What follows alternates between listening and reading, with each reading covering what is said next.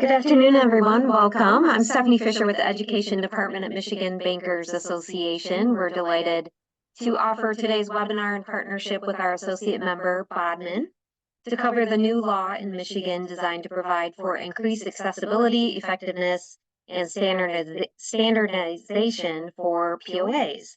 The Uniform Power of Attorney Act was signed into law in November and will take effect on July 1st, 2024. Sorry, that was a mouthful.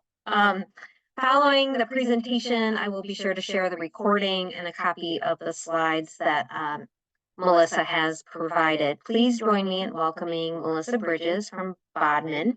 Melissa represents depository institutions and other financial companies in matters before regulatory and licensing agencies. She also assists financial services clients in connection with the development of new products and implementation of new technologies. Her clients include national, regional, and community banks, including more than 50 FIs that are members of the Financial Institutions Compliance Cooperative, FICC, which I know is near and dear to your heart, Melissa. She's also a frequent speaker on regulatory topics, including at our recent BEST conference in Traverse City. Welcome, Melissa. Thanks, Stephanie, for the introduction. As I can't see you guys, but as I think I've been in front of many of you over the years for various MBA conferences, and of course through the FICC, as Stephanie says, is near and dear to my heart.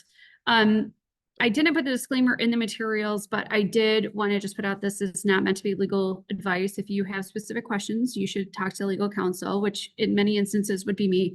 So if you have specific questions with regard to a power of attorney that you have received, please reach out to legal counsel. Or if you have specific questions that are outside just the general discussion that we'll be having today, please reach out. You can ask any kind of questions. Yeah, I think, Dan, I did notice that there was an echo on Stephanie. I'm hoping that echo is gone now. Let me know if there still is, and we could potentially do something about that. Great. I don't know what that was about. I'm guessing it was something with the recording. So I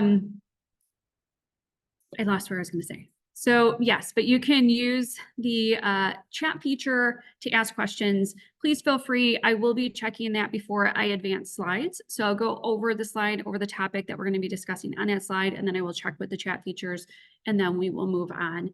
If I do not answer any of your questions today, my email address is on the first page. You can reach out to that on that email address. Many of you have my phone number. You can always call me. I will put that in the chat feature as well at some point in time. I generally didn't want to put my cell phone number on the materials, but I will put it in the chat feature. So what I thought we should start with is generally what is the Uniform Power of Attorney Act?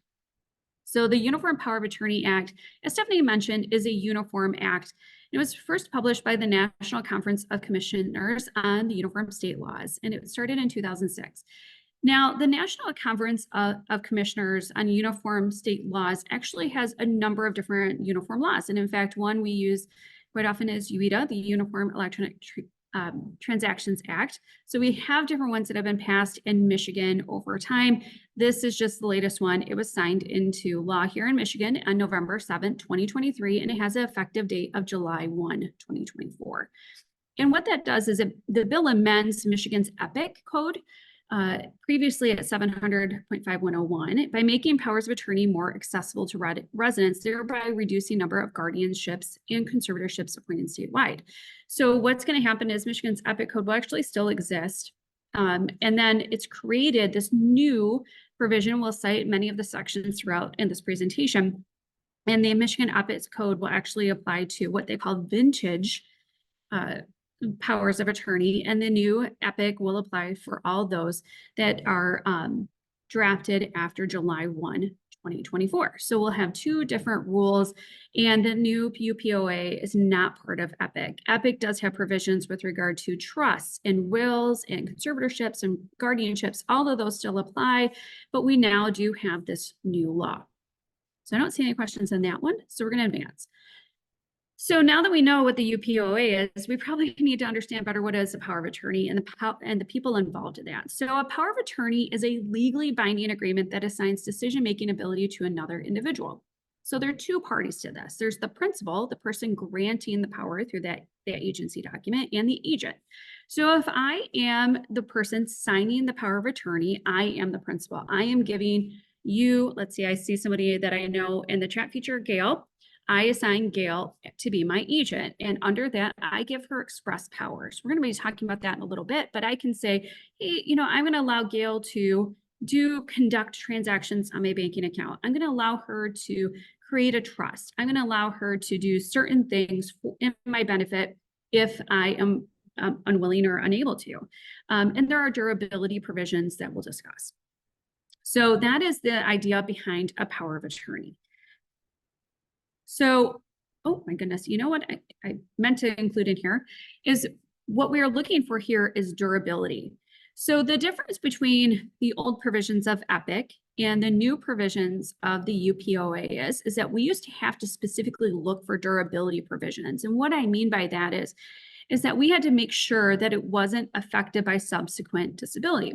We were really concerned that, I give a power now, but then somehow down the road, I become incapacitated and it's no longer in effect. And how would you know? And then you'd always have to be asking questions about whether or not the power of attorney was effective.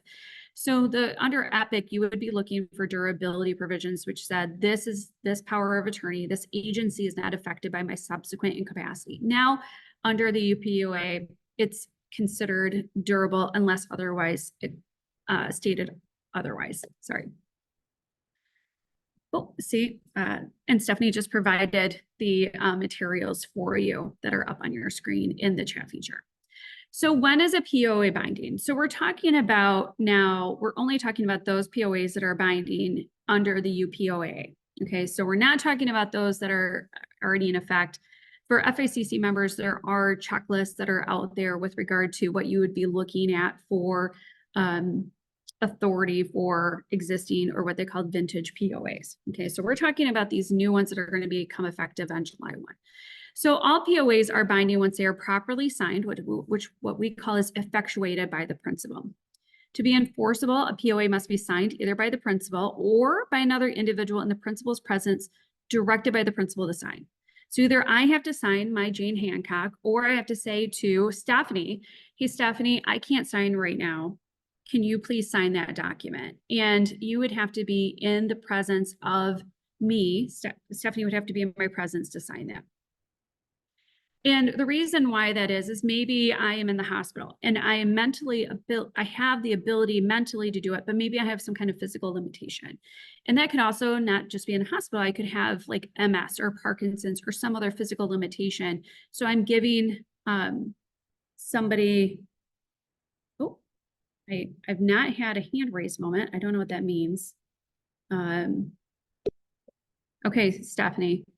I don't know what it means to have somebody having their hands raised. It's Amber Marshall, I think, has a question for you. Okay, so does that mean she can unmute herself? Sorry, this is we're getting outside my technical knowledge. So she can type it in the chat or she can ask verbally. Oh, no.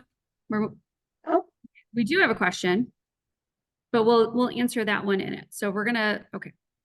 So gonna move on. So the idea there is that somebody can direct somebody who maybe doesn't have that physical ability to sign. Remember, it doesn't have to be a pretty signature, but there are instances where somebody can sign. It also must be notarized, acknowledged. That's what we call acknowledged, or be signed in the presence of two witnesses, one may be the notary, so they could be a notary and a witness, but the witnesses may not be the agent.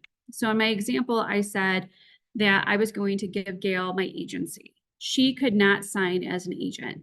Now, remember, I just said it's an or. So generally, I don't need a notary and witnesses. I could do both, either. However, if it is in the situation where I, as the principal, am unable to sign and I am directing Stephanie to sign on my behalf, then we would have to have the notary and the two witnesses, regardless of whether or not it was acknowledged. And that's just a fail-safe to make sure that there's no fraud with regard to the signature requirement. So I do have a couple questions, so I'm just going to make sure.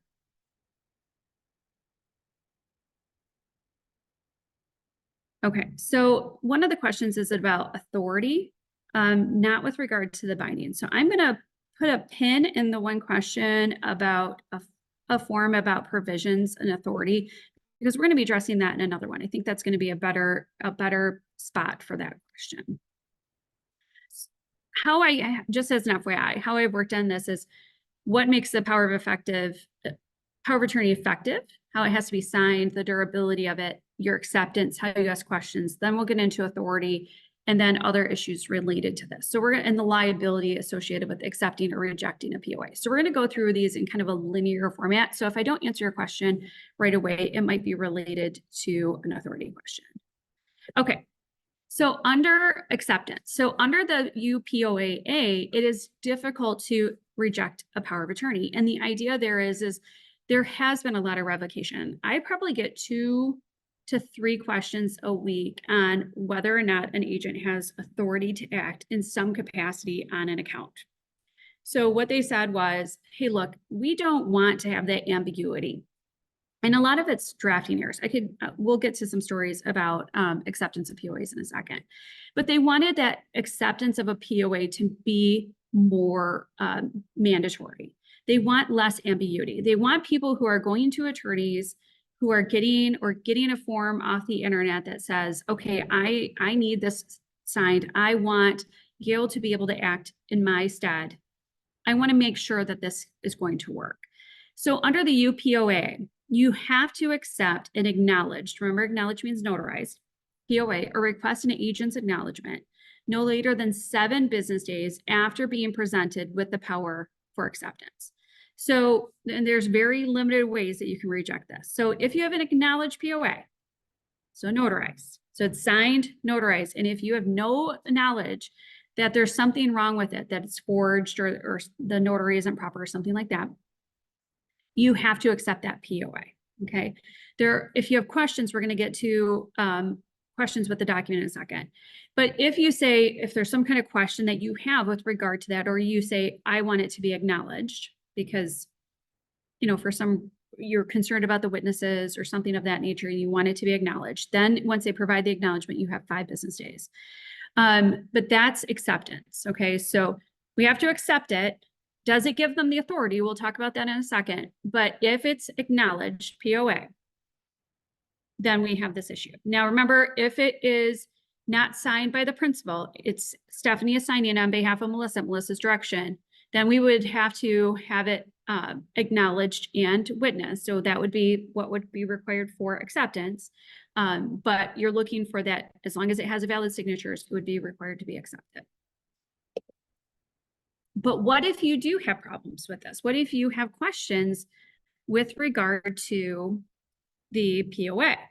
I just want to make sure that I didn't see any question. You do have a couple of options. You have the ability to ask for a certification under penalty of perjury, and what I mean, including as may be appropriate for the intended purpose. So that's saying, I have questions about whether or not this POA gives them the authority that they are exercising. You could ask for that. You can ask for an affidavit in a recordable form by an agent or attorney at law who represents the principal or agent regarding any factual matter concerning principal, agent, or POA. Like if it's maybe a springing power of attorney, which we don't really talk about that much. Springing just means that it's not effective immediately. It's effective at a future event. For example, in the event of incapacity. So incapacity is a doctor certifying in writing that they are unable to act because of some kind of medical event, so that it springs up. So it's literally jumping in air and says, look, I can act. So if it's a springing, you could have a certification and say, I need a certification that there is authority for this agent, because they would not have any other authority to act otherwise. So that would be a way for you to request a certification. You can ask for an English translation. The English translation is available if any portion of the POA is not in English, okay? And you can ask for an opinion of counsel so long as you explain the reason for the request. And these are all under MCL 556.219. So this is the first citation I've given you that's not in EPIC. So this is where you're going to find the new UPOA provisions. So those are the three. You have the intended purpose, you have the authority of the agent to ask, you can ask an opinion in counsel. Counsel means like you can, hey, send it back to get an opinion letter by an attorney to say, is there authority to act? Now, we're going to be talking about later about if you ask and they fight you on it. So what is the liability? So we're going to be talking about revocation in a little bit because we're going to be talking about liability in general. But those are your three options. So you do have three options if you have questions with regard to the POA. Now, what about two agents? So this comes up a lot. So currently, you're looking at a POA and it might say that we have Gail and Stephanie are joint agents and they may or may not have to act together. So a principal may designate two or more persons to act as co-agents. Unless provided otherwise, you may assume that they have the authority to act independently. That's very important. Now, here's the other thing. You might have the ability to have joint agents on an account. Just by nature of the accounts, you do not allow for two-party checks. You do not allow for joint deposits. There's certain things that you just don't have within the banking authority. So hopefully they don't talk about it, but then they would have to appoint an agent under the terms of under the power of attorney. So then we would have to look at whether or not there's information under that power of attorney that would allow them to appoint the other to act or to sign banking agreements that would go beyond the two agent requirement. Or in that instance, we might be able to get a legal opinion or certification with regard to the authority of the agents to act independently. Okay, so that might be one of those instances if it says they have the authority to act independently, or they don't, it expressly says that they both are required to act, that we might have to get an extra, we might have to go through that extra step to protect the financial institution to make sure that they understand that we cannot honor their request to jointly act. So now we've talked about the acceptance, what we can get as a certification in those agencies. So what about the authority of the agent? So unless limited under the POA, references to the act will grant broad authority. And generally, you're just going to see section references. So you're going to see references to different MCLs, or it would say all powers granted under the Uniform Power of Attorney Act. Okay, so we can go into each section, but what I did is I copied in here. We're going to talk about the two sections that I think are most important. There's sections with regard to and how the UPOA is laid out is you can go into that act and you can pull up the section on retirements, on trusts, on banking, on real estate, on any different section has its own provisions with regard to it. So it's very easy to go through and look at those bulleted points. But I went through and I grabbed the sections that we see the most questions. One is anything to do with a trust. So these are really key points. One is they can create, amend, revoke, or terminate an inter vivos trust. Notice it doesn't say that they can act as a trustee. It says they can create, amend, revoke, or terminate. They can make a gift. They can create or change the rights of survivorship. They can change a beneficiary designation. That's important for you. So if there's a POD on your account or some other beneficiary designation, they can do that. They can delegate authority granted under the POA. They can waive the principal's right to be a beneficiary or a joint survivor annuity, because a lot of these things are very important for estate planning purposes. Maybe it's important for an elder principal to not be listed as a beneficiary and have that pass on to a child or something for tax purposes or for estate planning. So they're able to do all this. They can exercise fiduciary powers that the principal has the authority to delegate. They can exercise authority over the content of electronic communication center received. So they can consent to e-sign. They can exercise authority over any bank securities or other financial account in a foreign country. The ones that you're most concerned with, of course, are gifting, because we a lot of times will see that an agent wants to write themselves a check. They want to add themselves to an account. So there is question, they should not be able to still add themselves as a, the question is about a joint agreement. And this is, there's a question on this. Oh my gosh, I just blinked on whether or not they can create. So under the old provisions, under EPIC, they cannot create a relationship in joint tenancy. And I'm going to have to go back because now I just blinked. Oh my gosh. I believe under UPOAA, there's not the same prohibition, which makes sense as long as it's consistent, because there's not the same limitations of gifting. And I'm going to have Stephanie send you guys all that because my mind just went blank because I knew this was going to be a question and I have it in my notes, but I can't get to the screen. Okay, so we have a lot of questions coming up. So, okay, I have a lot of questions coming up. We're going to go to we're going to go to some authority later, but can they change the beneficiary? Can they gift? When we get to gifting, we're gonna get to some of your questions about gifting. But they can change the beneficiary designation. In a lot of instances, the question is if they have not been limited to gifting and it's clear that they can gift to the agent, which makes sense, then they would be able to add themselves as beneficiary. And that does make sense because I am, for example, the agent of my husband's accounts, right? On his power of attorney. And it would make sense that me as a spouse would be able to act and appoint myself as the POD or beneficiary of his retirement assets, his bank accounts, his other things. The issue becomes whether or not I breach my fiduciary duty in doing that, and that would be an issue for the heirs. When we look, we're going to be talking about gifting in another slide as well. One of the question was about banking interest. So the thing about banking, acting on a banking interest is that they have to go through the steps. So they can vote the interest. There's a whole section about it, but a bank account, a business is a separate entity. So just like if we go back to the slide on trust, I don't know how to get back. So when we talk about trusts, the reason why the UPOAA doesn't say that the agent can act as the trustee on the trust is because they are not the same. When I transfer assets to a trust, I have divested myself of those assets. They belong to an entity, which is the trust. And I understand that that's a disregarded entity during the lifetime of myself, but it's still a transfer. And that's why we have a trust and a power of attorney. So the UPOAA is treating those differently.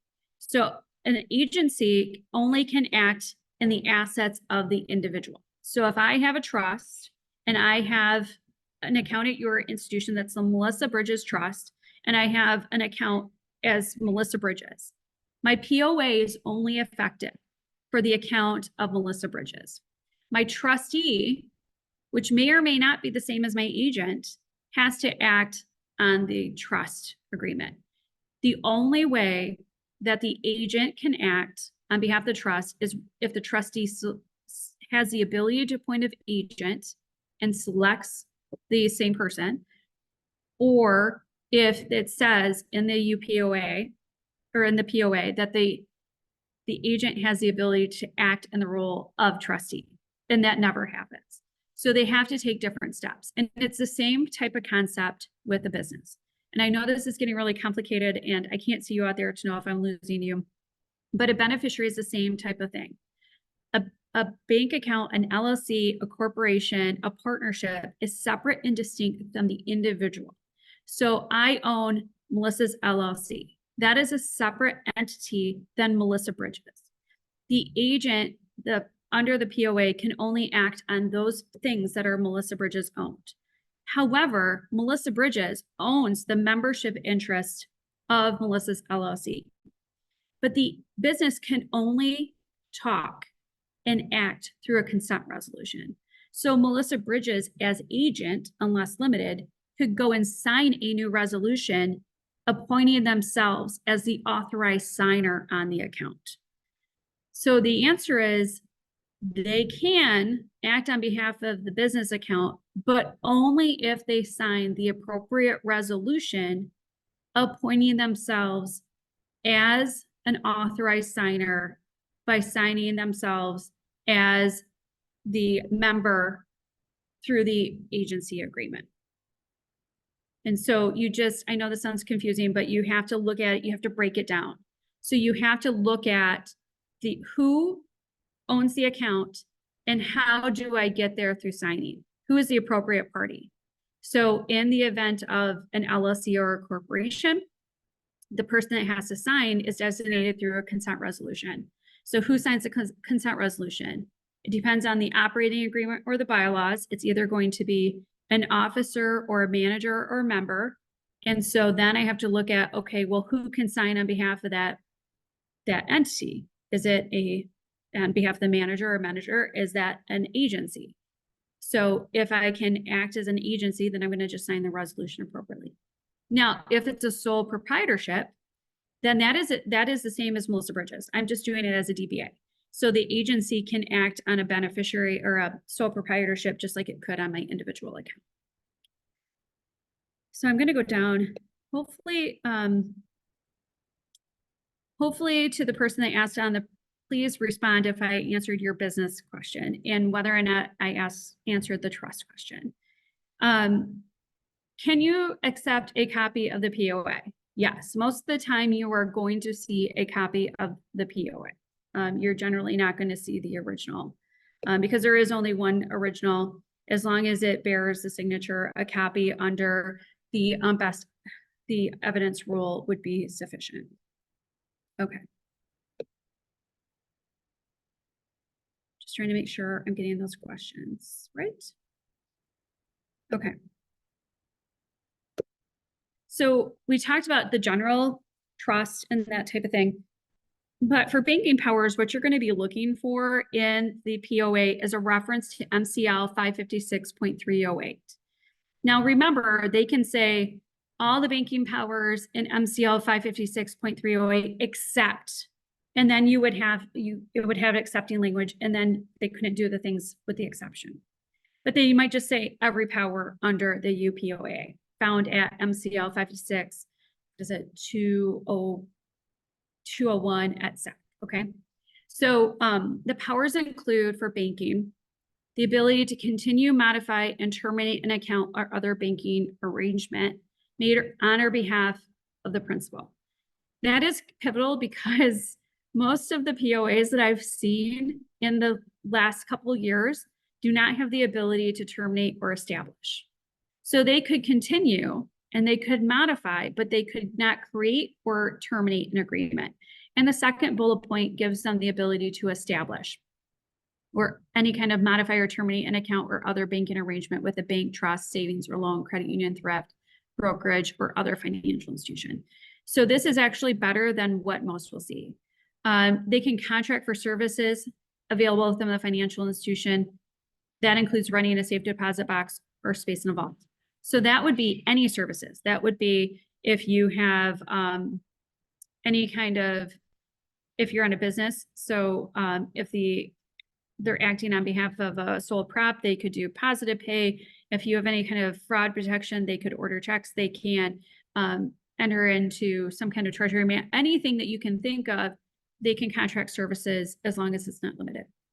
They can withdraw by check, order, electronic funds transfer, any other thing, money, wire, you name it, they can do so without limitation unless explicitly stated in the POA.